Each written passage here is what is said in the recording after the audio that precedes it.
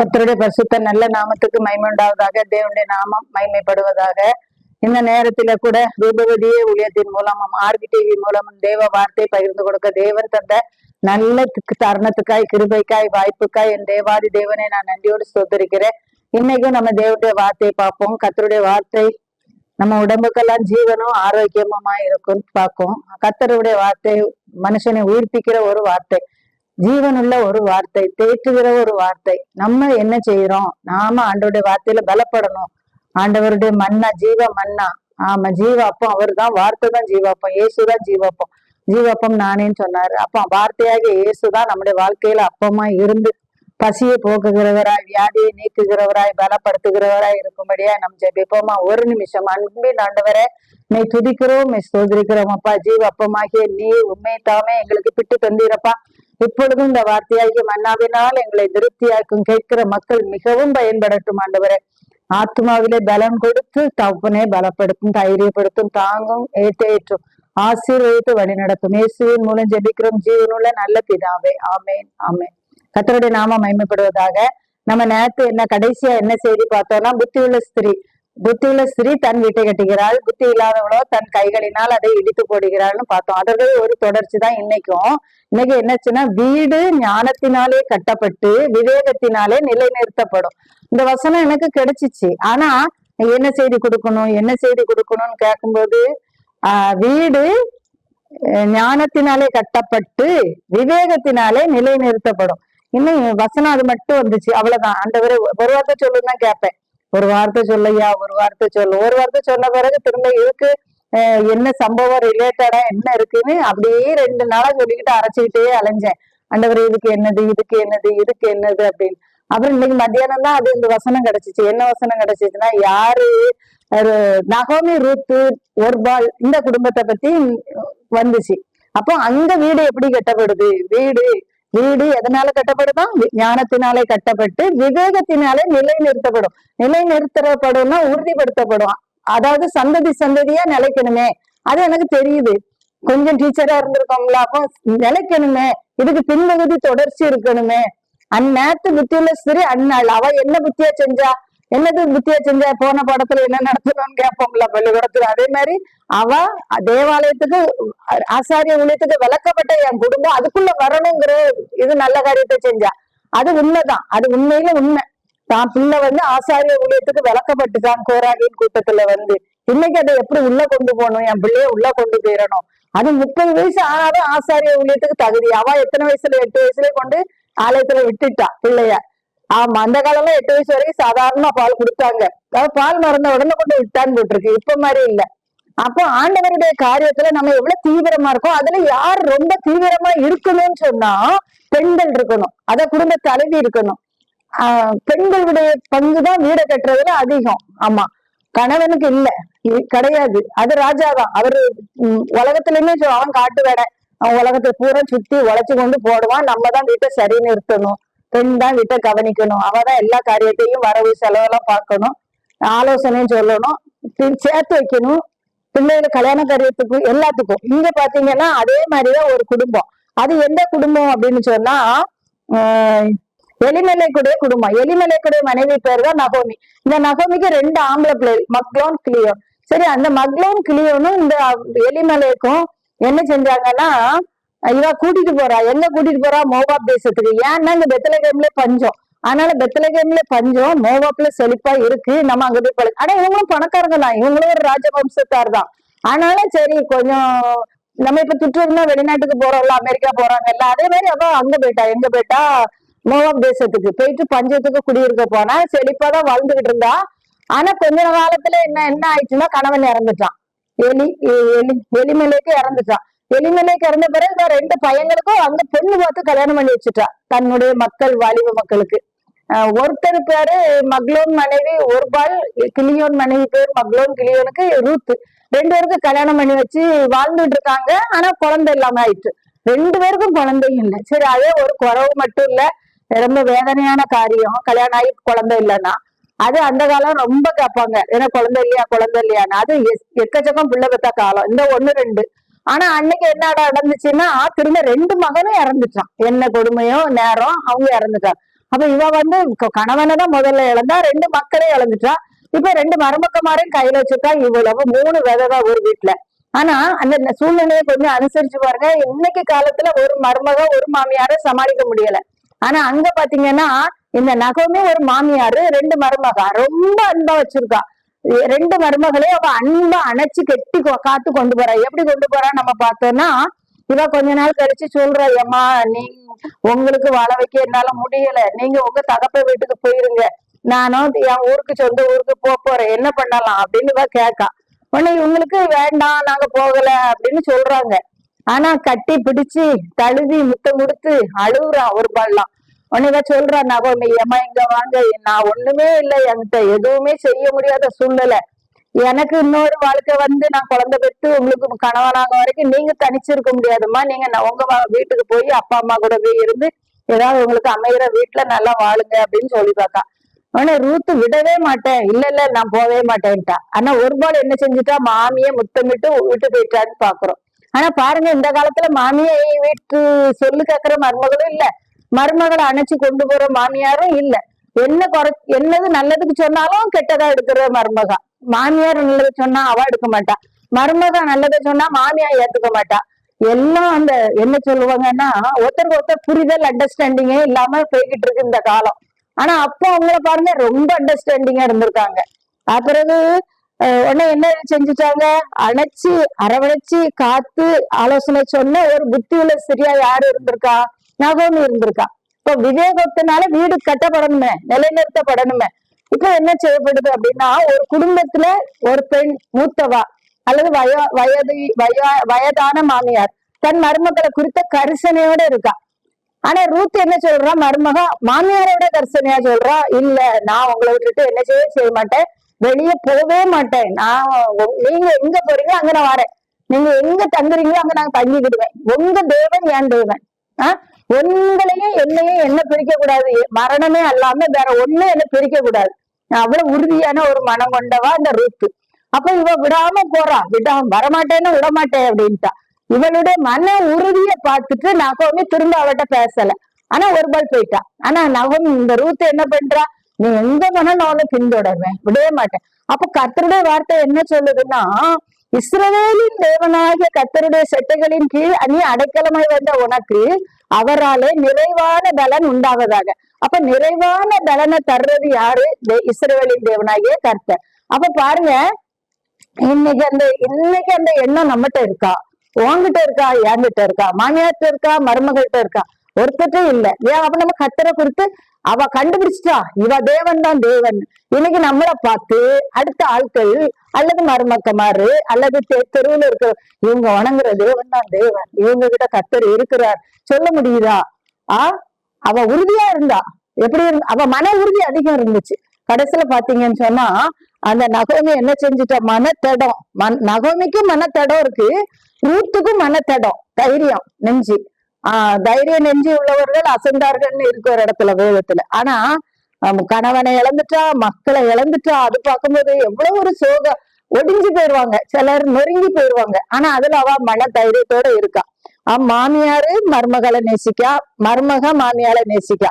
ஆனா விடாமல் பற்றி கொண்ட மருமகா ரூத்து தான்.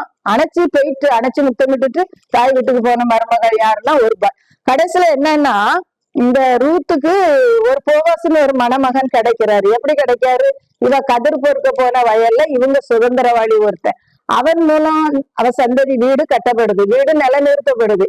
அப்போ இவ என்ன சொல்றான்னா, மிகுந்த சோம்பலினால் மேல்மச்சு பழுதாகும். ஆனா சோம்பலா இருக்கல பாருங்க, ஒரு கைகளின் நெளிவினால் வீடு ஒழுக்கா கிடக்கு. ஆனா அங்க கைகளின் நெகிழ்வுன்னா சோம்பேறித்தனம், அதுக்கு அடுத்தது ஒரு சுறுசுறுப்பு இல்லாத ஒரு கைகள். சோம்பர் கையால் வேலை செய்கிறவன் ஏழையாவான், சுறுசுறுப்புள்ளவன் கையோ செல்வத்தை உண்டாக்கும். அப்ப பாருங்க, இவ உடனே எங்க போறான்னா, இனி சாப்பாடுக்கு வேணும்ல, அங்க இருந்து என்ன கொண்டு வந்திருக்கு, ஒண்ணும் கொண்டு வரல. உடனே இவ நேரம் சொல்றா, நான் யார் கோதுமை அறுப்பு காலம் நடக்கு, உடனே நான் யார் வயல்ல அறுப்பு நடக்கிற இடத்துல போய் கதிர் பொறுக்கிட்டு வாரேன் மாமின்னு போயிட்டா. அங்க போய் இப்ப கதிர் பொறுக்கிறா. அது இவங்களுக்கு சொந்தக்காரங்க, முறை உள்ளவங்க, சுதந்திரவாளி போவாஸ், ஒரு பெரிய நிலக்கிழார் தான். அவன் வயல்ல போய் கதிர் பொறுக்கிறா. உடனே அங்க உள்ள ஆள்கிட்ட இது யாருன்னு கேட்டா, அது ரூத்த அம்மாவுடைய மருமகா, மோவாதிய பெண்ணு. இப்போ அங்க இருந்து இங்க வந்திருக்காங்கல்ல, நம்ம வயல்ல கதிர் பொறுக்க வந்திருக்காங்க. உடனே இவன் என்ன சொன்னான் தெரியுமா? ஒன்னும் சொல்லாதீங்க அப்படின்னு சொல்லிட்டு அவன் பொறுக்குனா சிந்தனைதான் பொறுக்கிக்கிடட்டும். பாருங்க, சிந்தனைதான் பொறுக்குறது தன்னை தாழ்மைப்படுத்துறான். ஒரு வசதி உள்ள வீட்டு பெண் தான், அவ கஷ்டப்பட்ட வீட்டு பெண் இல்ல. ஆனா தன்னை அர்ப்பணிக்கிறா, தாழ்த்துறா. உடனே கதிர் பொறுக்கிறா, அப்புறம் அதை அடிச்சு பிறக்கி மரக்கால கண்டதை மாமி கிட்ட கொண்டு வந்து கொடுக்கா. உடனே அவன் என்ன சொல்றான், நீங்க வேற வயலுக்கெல்லாம் கதிர் பொறுக்க போக வேண்டாம், அவங்க திட்டுவாங்க, சில வயல்ல திட்டுவாங்க. நாங்க அறுத்து எடுத்துட்டு போற முந்தைங்க என்ன பிறக்க வந்திருக்கா அப்படின்னு. இவன் அதெல்லாம் ஒண்ணும் சொல்லாம அவன் சொல்றான், நீ உனக்கு பிறக்கிறத பிறக்கிக்க, ஆனா எங்க தண்ணி கொடுத்த அண்டையில போய் தண்ணி குடிச்சிக்க. தண்ணி தாகத்துக்கு இப்ப வெயில பாத்தீங்களா எப்படி இருக்குன்ட்டு. அப்படி சொல்ல முடியாம தண்ணி கொடுத்துரு. சில தண்ணியே தர மாட்டாங்க, மோந்தெல்லாம் குடிக்க விட மாட்டாங்க. தண்ணி அது யாருமா அந்த பொண்ணு என்ன நம்ம குடத்துல தண்ணி மொண்டு கொடுக்குறா, அதெல்லாம் தொடக்கூடாது அப்படிம்பாங்க. ஆனா அவன் சொன்னா, என் தண்ணி குடத்துல தண்ணிக்கு சரிச்சு குடிச்சுக்கோ, வேலைக்காரிகிட்டையும் ஒன்னும் சொல்லாதீங்க. பாருங்க, ஒரு கரிசனை உள்ள ஆட்களை கர்த்தர் நமக்கு என்ன செய்யறாரு, நியமிக்காரு. ஏன் அப்படி நியமிக்காரு சொல்லுங்க பாப்போம். நீங்க சொல்லுங்களேன், ஏன் கரிசனை உள்ளவளை கர்த்தர் நமக்கு நியமிக்காருன்னா, இவ தேவன் மேல கரிசனையா இருக்கா. உன் தேவன் என் தேவன், நீ வணங்குற தேவன் தான் ஜீவன் உள்ள தேவன். ஆமா, நம்ம கண்டுபிடிச்சுக்கிடணும். அது என்னால சொல்ல முடியும், என் தேவன் என் தேவன் நான் சொல்லுவேன். எல்லாத்தையும் கர்த்தரை தேடுறவங்களுக்கும் ஒரு நன்மையும் குறையக்கூடாது. நம்ம கர்த்தரை தேடுறவங்களா இல்லம்மா, நம்ம கர்த்தருடைய பிள்ளைங்கம்மா, நான் கர்த்தருடைய பிள்ளை. அப்ப எப்படி குறைவுபடும், எப்படி என்ன குறை வரும், ஒண்ணும் வராது. அந்த மாதிரி நம்ம வாங்கி, மரணமும் ஜீவனும் நாவின் அதிகாரத்துல இருக்கு, அதை விரும்புகிறவர்கள் அதன் கனியை புசிப்பார்கள். அப்ப நம்ம சொல்லணும் அதனால, அப்பதான் கர்த்தர் சந்தோஷம் படுவாரு. நமக்கு ஒரு குறைவு வர சிங்கக்குட்டி காய்ச்சாடுன்னு பெண்ணா கடந்துட்டு போட்டோம், நமக்கு என்ன பத்தி. கர்த்தரை தெய்வமாய் கொண்ட நாம பாக்கியமுள்ள ஜனம், கர்த்தரை தெய்வமாய் கொண்ட ஜனம் பாக்கியமுள்ளது. பாரு, இவ அதைத்தான் செஞ்சிருந்தா. இந்த ரூத் தேவாதி தேவன், இஸ்ரவேலின் தேவனே பெரியவரு, இஸ்ரவேலின் தேவன் தான் தேவன், மோபாபிய தேவன் தான் தேவனே கிடையாது. அது விக்கிரகங்களை வணங்குற ஜனங்க. அவ தன்னை விக்கிரகத்தை விட்டு பிரிச்சு எடுத்துட்டு வந்ததுனால அவ விசேஷம், பிரிச்சு எடுக்கப்படணும். இப்ப தங்க நகை செய்யற ஆசாரிய பாத்தீங்கன்னா, தங்கத்தை கொண்டு கொடுத்தீங்கன்னா பழைய செயினெல்லாம் கொண்டு கொடுப்பாங்க. அப்போ அதை புடம் போட்டு அதுல இருக்க அழுக்கெல்லாம் எடுத்து உருக்கி சுத்தமாக்கி அதுக்கு பிறகு அடுத்த ஜாமான் செய்வான். அதனால மாத்து போயிட்டுமா, உங்க சாமான்ல மாத்து குறைஞ்சு போகுது, அந்த அழுக்கோட செய்ய முடியாது அப்படின்னு. அப்போ தீயில போட்டு பொண்ணை உருக்குன்னு உருக்கி அந்த தீயில அந்த அழுக்கெல்லாம் எரிஞ்சு சுத்த பொண்ணு ஆன பிறகுதான் வளையல் செய்வான், அல்லது நெக்லஸ் செய்வான், அல்லது செயின் செய்வான். விளங்கிக்கிட்டா, நம்ம என்ன ஜாமான் செய்யறோமோ அது செய்யப்படணும். அப்ப அது புடமிடப்படணும்.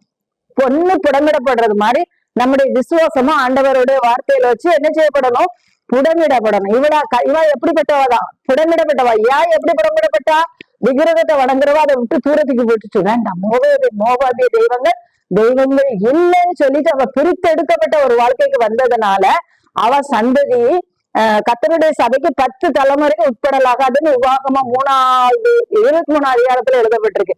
அம்மோனியனும் மோவாபியனும் 10 தலைமுறைக்கு கர்த்தருடைய சபைக்கு மோவாபியன் உட்படக்கூடாது. ஆனா இப்ப என்ன நினைக்கா, நாம கர்த்தருடைய சபைக்குள்ள உட்படணும், எனக்கு அது வேணும், அந்த ஆசீர்வாதம் வேணும். அப்ப பாருங்க, மேலானவைகளை நாடுங்கள், பூமியில் உள்ளவைகளை அல்ல மேலானவைகளை நாடுங்கள். இப்ப இன்னைக்கு நிறைய பார்த்தோன்னா பூமிக்குரியவைகளை நாடுறாங்க. நாம எதுக்கு நாடணும், மேலானவைகள்.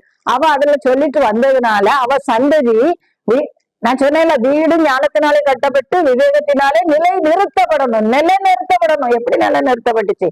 கடைசியில பாத்தீங்கன்னா இவ வாராளா போவாசு அவனை சுதந்திரவாளி. அவ மாமியா அதுல கர்சனையா இருக்கா.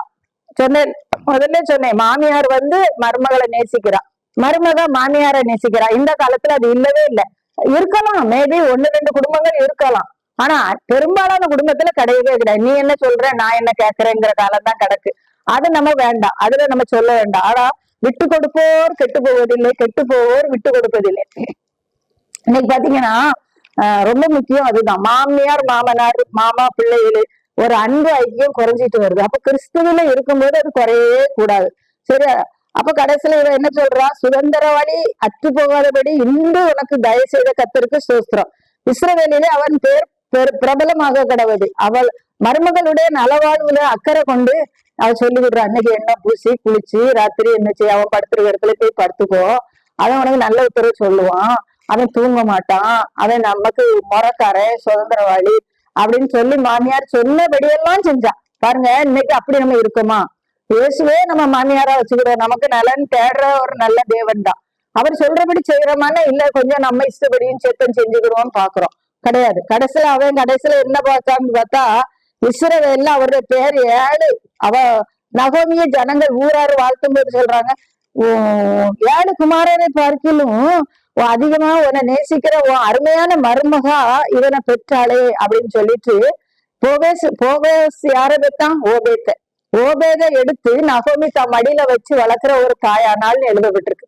அப்ப பாருங்க, நகோமி அன்பா இருந்தாரா, அரவணைச்சா, மருமகள் நலன் அக்கறை பெற்றா. ஆனா ஓபேத்தை தூக்கி வளர்க்கும் போது அவன் மடியில வைத்து ஓபேத்தை வளர்க்குற பாக்கியம் அந்த நகோமிக்கு கிடைச்சிச்சு. அது மட்டும் இல்ல, அப்போ அந்த ஓபேத் ஈசாய பெற்றான். ஈசாய் தாவீது ராஜாவை பெற்றாரு. தாவீது ராஜா சந்ததியில தான் இந்த இயேசு கிறிஸ்து பிறக்கிறாரு. இதுதான் அதனுடைய வம்ச வரலாறு, அட்டவணை. அப்ப நீங்க பாருங்க, விவேகத்தினாலே வீடு நிலை நிறுத்தப்படும். இன்னைக்கு நாம எப்படி இருக்கோம்? கிறிஸ்துவுக்காக ஒரு சந்ததிய உருவாக்குறோமா? நம்ம நிலைநாட்டுறோமா? நம்ம கை சுறுசுறுப்புள்ள கையா இருக்கா? சோம்பல் கையால் வேலை செய்கிறவன் ஏழையாவான். நம்ம ஆண்டவருடைய காரியமா இருக்கட்டும், நம்ம ஒரு 8 எடுத்து வச்சா கத்தர் 2 8 எடுத்து வச்சு நமக்கு உதவி செய்வார். ஆனா நம்ம செய்யறதுக்கு யோசிக்கிறோம். கத்தருக்காக இறங்கி களம் இறங்க யோசிக்கிறோம். ஏன் யோசிக்கிறோம்? அங்க போனா கஷ்டம் இருக்குமோ, அங்க போனா திருப்தி இருக்காதோ, அங்க போனா வாழ்க்கை நல்லா இருக்காதோ? இல்ல, இஸ்ரவேலின் தேவனாகிய கத்தருடைய செட்டைகளின் கீழ் அடைக்கலமா போனா அவரால் நமக்கு என்ன பலன் கிடைக்கும்னு வேதம் சொல்லுது? நிறைவான பலன் கிடைக்கும்னு வேதம் சொல்லுது. அப்ப நம்ம நிறைவான பலனுக்கு நாடுறோமா? உலகத்துல கொலோசியர் 3:1 சொல்லும், பூமிக்குரியவைகளை இல்ல மேலானவைகளை நாடுங்கள். அப்போ நம்ம மேலானவைகளை நாடுற ஜனமா இருந்தோம்னா நம்ம கிறிஸ்துவோடு கூட உன்னதத்திலே பெரிய இடத்துல நம்ம என்ன செய்ய முடியும்? அரசாள முடியும். ராஜாவோடு கூட மகிமையின் பிரகாசத்துல நம்ம என்ன செய்ய முடியும்? வாழ முடியும். அதுதான் ரொம்ப முக்கியமான ஒரு வாழ்க்கை. இந்த உலகத்துக்காக வாழ்ந்து அழிகிற வாழ்க்கை இல்ல, நித்திய வரைக்கும் நிலை நிற்கிற போஜனத்துக்காகவே கிரியை நடப்பீங்கன்னு சொன்னார் கர்த்தர். அதே மாதிரி நாமளும் ஆண்டவரே நித்தியத்துக்காக நிலை நிற்கிற போஜனம் வரைக்கும் முடிவு பரியனும் நிலை நிற்க எங்களுக்கு பலன் தாரோம். நாங்க உண்மையில நலன் இருக்கட்டும், உங்களுடைய ராஜ்யத்தின் பிள்ளைகளா இருக்கட்டும். நான் மாத்திரம் இல்ல சுவாமி, என்னோடு கூட ஒரு கூட்ட ஜனத்தை உம்முடைய வாக்கு தத்துவத்தின் பிள்ளைகளை கொண்டு வர எனக்கு நீ வாக்கு கொடுத்த வாக்கை நிறைவேற்றி தாருன்னு நம்ம கேட்கும் போது ஆண்டவர் வார்த்தையை விட்டு விலகவே மாட்டாரு.